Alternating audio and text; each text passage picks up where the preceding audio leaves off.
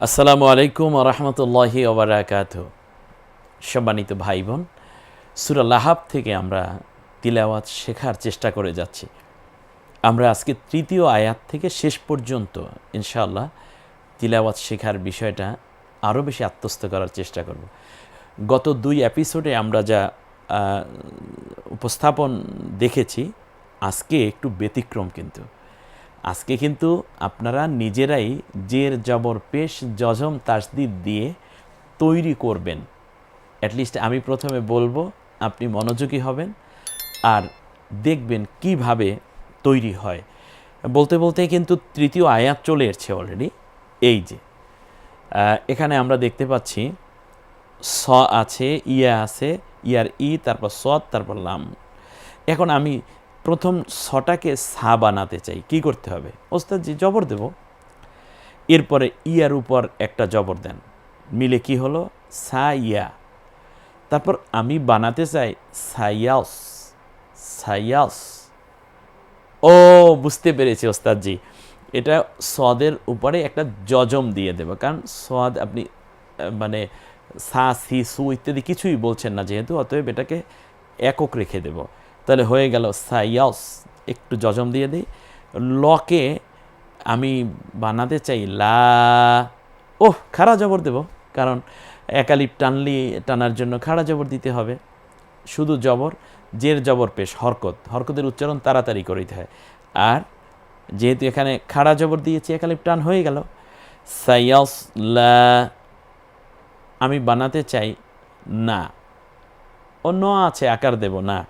তার পড়ার সময় আমরা যদি আলিফটাকে এভাবেই রেখে দিই, তাহলে এক আলিফ টেনে বলবো, কারণ জবরের পরে খালি আলিফ না। এরপরে আমি বানাতে চাই রন, না রন। ভালো করে শুনুন, রন বানাবেন ওস্তাদজি। ও, তাহলে 2 জবর দিলেই তো রন হয়ে যায়, অর্থাৎ তানভিন নয়ের কাজ করে। তাহলে একটা হলো জবর দিলে র, 2টা দিলে রন হয়ে গেল, না রন।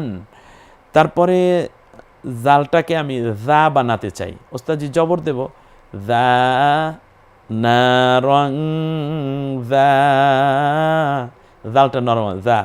এই তটাকে তা বানাতে চাই, ওস্তাদজি একটা জবর দিতে হবে, যা তা। তারপর লা বানান, হা বানান, বকে 2 জের দিন, লাহা বিন।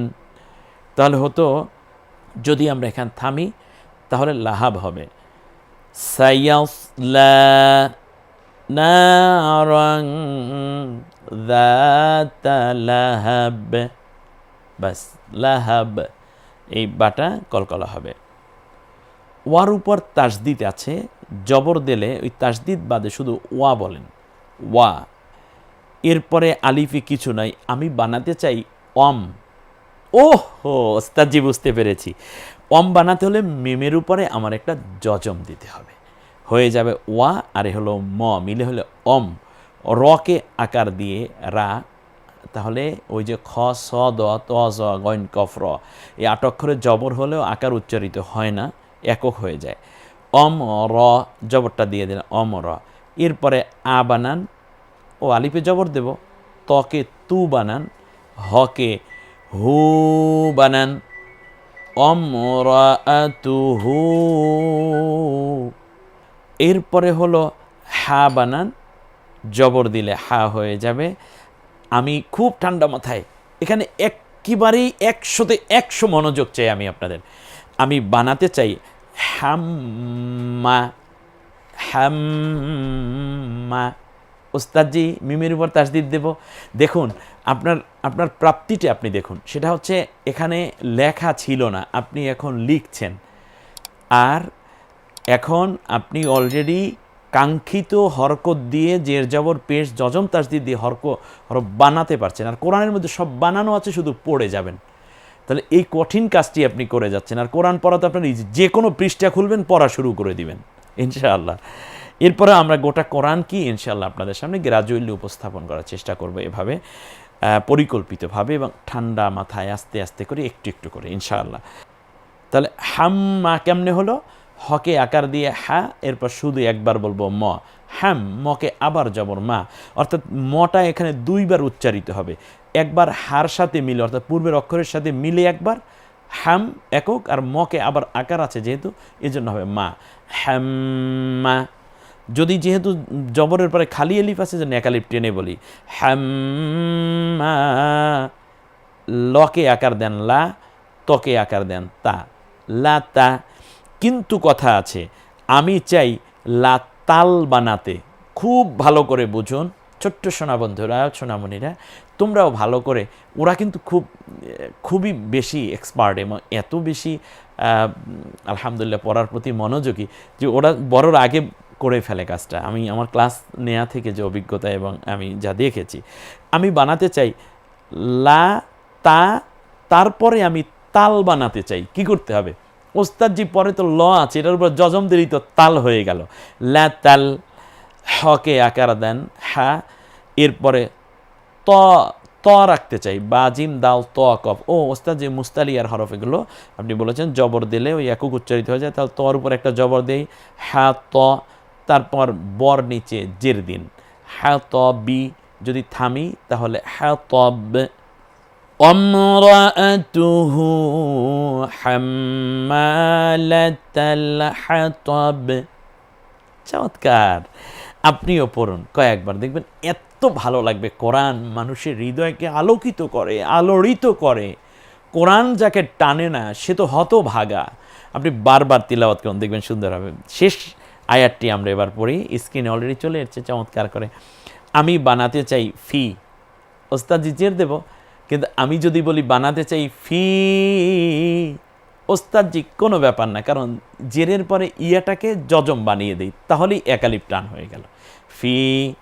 তারপরে জি বানান, জি, জি বানাতে হলে জয়ের নিচে জের দিতে হবে, জি। কিন্তু পরে ইয়া আছে না, এখন আমি আপনাদেরকে বলবো, আপনারা একটু জি বানান, সহজ হিসাব ওস্তাদজি, জেরের পরে ইয়াটাকে সাকিন করে দিলেই হয়ে যাবে, জি। তারপর দকে রস্বীকার দিন দি, ওস্তাদজি হকে আকার দেব হা, একালিপ টেনে পড়ার জন্য এখানে কিন্তু অপশন আছে, কারণ জবরের পরে খালি আলিফ। তাহলে হলো কি, ফি জি দি হা, এখানে ফির মধ্যে যতটুকু টানবেন, জির মধ্যে ততটুকুই টানবেন, এবং হা এর মধ্যে ততটুকুই টানবেন, কারণ তিনোটা অপশনই হচ্ছে একালিপ টেনে পড়ার জায়গা। ফি জি দিহা, ব্যাস। এরপরে বানান হা, বানান তো এই হটাকে হা বানাবো ওস্তাদজি, জবর দিলেই তো হয়ে গেল হ্যাঁ। কিন্তু আমি বানাতে চাই কি, সেইটা শুনুন। আমি বানাতে বলবো হ্যাব, ও হ্যাব না, হ তো আছে, আর হাব যদি বানাতে হয় তাহলে বয়ের উপরে আমার একটা জজম দিতে হবে, হয়ে যাবে হ্যাব। এই হটা গলায় চাপ দিয়ে, এর আগের যে হটা হা একালিপ টেনের, ওটা কিন্তু কণ্ঠনালীতে ছেড়ে দিয়ে, আর এই হাটা গলায় আবার চাপ দিয়ে। পৃথিবীতে কোনো ব্যক্তি যদি চিন্তা করে যে আমি শুধুমাত্র মুখস্থ করে অন্য কোনো পন্থায় কোরআন শুদ্ধভাবে পড়ব, কোরআনের অক্ষর না দেখে, অথবা এই রকম এক্সক্লুসিভ কোনো প্রোগ্রাম না দেখে, কশ্চিন কালেও সম্ভব না। সম্মানিত ভাই বোন, আমি খুব জোর দিয়ে বলছি, আপনারা প্লিজ মাত্র 40টাই এপিসোড কোরআন শিক্ষার সহজ উপায় প্যানভিশন টিভি এটা করে দিয়েছে, আর আমি আপনাদের সাথে ছিলাম। আর এখন তিলাওয়াত শেখার সহজ হবে, কেন আপনি এই কাজটা করবেন না? কারণ আল্লাহ রাসূল সাল্লাল্লাহু আলাইহি ওয়াসাল্লাম বলেছেন যে কিয়ামতের দিন কোরআন ও মানুষের বিরুদ্ধে মামলা করে বলবে, ইয়া রব্বাল আলামিন ইন্না আবদাকা হাদা ইত্তাখাযানি মাহজুরা ফাকযি বাইনি ওয়া বাইনাহু। আল্লাহ তাআলা, তোমার এই বান্দা সেই যে দুনিয়ায় আমাকে পড়ে নাই, ধরে নাই, আমার কথা শোনে নাই, আমার অনুযায়ী আমল করে নাই। আল্লাহ আমাকে কোনো চেষ্টা করেনি আমাকে নিয়ে, আজকে তোমার বিরুদ্ধে তার কাছে মামলা দায়ের করলাম, তুমি আজকে তার এবং আমার মাঝে বিচার ফায়সালা করে দাও। আল্লাহ যেন সেই বিচার থেকে আমাদেরকে বাঁচার তৌফিক দেন। লকে আমি লুন বানাতে চাই, 2 পেশ দিতে হবে, হ্যাবলুন, হ্যাবলুন। কিন্তু কথা আছে, খুব ঠান্ডা মাথায়, আমি বানাতে চাই হাবলুম্মি। ওস্তাদজি এবার বুঝতে পেরেছি, মিমের উপরে তাসদিদ দিতে হবে, হাবলুম্মি, লুম্মি, এর মানে 2 বার লুম মি, তাহলে ম কয়বার আসলো? 2 বার আসলো। আর এখান থেকে হাবলুনের থেকে একটা নিয়েই বলতে হবে, কারণ আপনি বলেছেন তানভিনের পরে তাসদিদ আসলে তানভিন থেকে একটি নিয়ে বলতে হয়। চমৎকার। তাহলে আমরা এখানে মনে করব লামের উপর একটা পেশ আছে, এটা যদি ধরি তাহলে লু থেকে ময়ের দিকে লুম, আবার মকে রস্বীকার মি, হাবলুম মি। মিমের পরে নুন আছে মিন, কিন্তু আমি বানাতে চাই মিম্মা। ও ওস্তাদজি, মিন পর্যন্ত থাকুক। আপনি বলেছেন যজমালা অক্ষরের পরে তাসদিদওয়ালা অক্ষর আসলে যজমালা অক্ষরটি উচ্চারিত হবে না। ও, সেই থিওরি চলে আসলো, আলহামদুলিল্লাহ। আমরা এবার চলে যাব মিম থেকে ময়ের দিকে, মিম্মা, দুইটা ওয়াজিব গুণ্য আছে। ময়ে থেকে রস্বীকার দিয়ে একবার চলে যাব মি থেকে ময়ের দিকে মিম, আবার মকে জবর দিয়ে মা, মিম্মা। মিম্মা সকে আকার দিয়ে সা, দালের নিচে 2 জের দিয়ে যদি দেই তাহলে হবে মিম মাসাদ, মিম মাসাদ। যদি আমরা এখানে মাসাদ বলি তাহলে মাসাদ দিন আছে, থামলে দ হয়ে যাবে। তাহলে কি এটা দাঁড়ালো কি? হাবলুম মিম মাসাদ। একবার প্রথম থেকে আবার বলি, ফি জিদিহা হাবলুম মিম মাসাদ। 4টা এপিসোড মিলে আমরা সূরা লাহাব শুনবো। প্রত্যেকটা এপিসোড আপনার জন্য এক একটা নেয়ামত। আমরা টাইম ডিউরেশনটা ছোট করে দিয়েছি এজন্য যেন তার তিলের সাথে কোরআনটা আমরা শিখতে পারি। এখান থেকে মৌলিক কয়েকটা জিনিস আমরা শিখলাম। তাহলে ফি একালিপ টানবো, জি একালিপ টানবো, হা একালিপ টানবো এবং কন্ট্রোলতে ছেড়ে দিয়ে হ্যাঁ বলুন, এই হাঁটা গলায় চাপ দিয়ে বাটা কলকলা। লু থেকে মিমের দিকে গেলে আমরা এখান থেকে তানভিন থেকে একটা নিয়ে বলবো লুম মিম। পরের আবার তাসদিদ যেহেতু আছে এই জন্য নুনটা এখানে উচ্চারিত হচ্ছে না, মিম্মা সাদ, মিম্মা সাদ।